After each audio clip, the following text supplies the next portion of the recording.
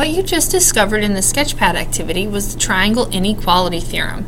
The triangle inequality theorem states that the sum of the lengths of any two sides of a triangle is greater than the length of the third side.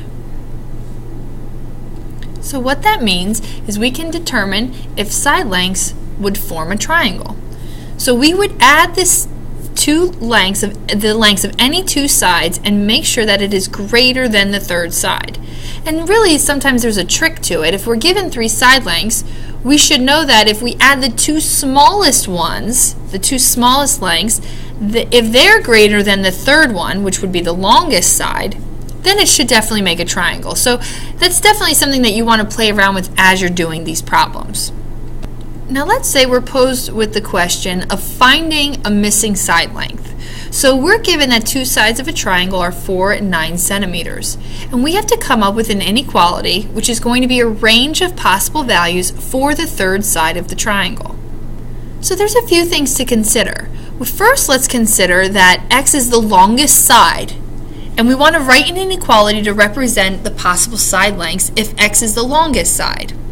Now think about it. If x is the longest side, that would have to mean that 9 plus 4 must be greater than x. Right? Isn't that what that means? Because the sum of any two sides must be greater than the third side. So if I solve this, I would get 13 is greater than x. And we like to write x on the left, so that means that x has to be less than 13. Now, that means that x can be anywhere from 0 all the way to 13. Well, is that going to be true?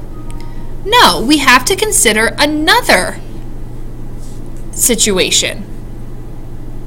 Now let's assume that x is going to be the shortest side. Excuse me. If x is the shortest side, well then that would mean that 9 would be the longest side. So that means that x plus 4 would have to be greater than 9. I don't know why that just switched mid-one. Okay, so if I solve this for x, I get that x must be greater than 5. Now, we need to put these two inequalities together to consider the range of the values that have restrictions between 4 and 9 for my other sides.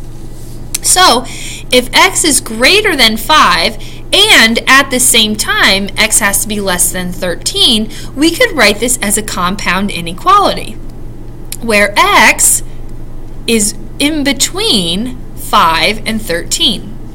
So that's my range of possible values for the third side of the triangle.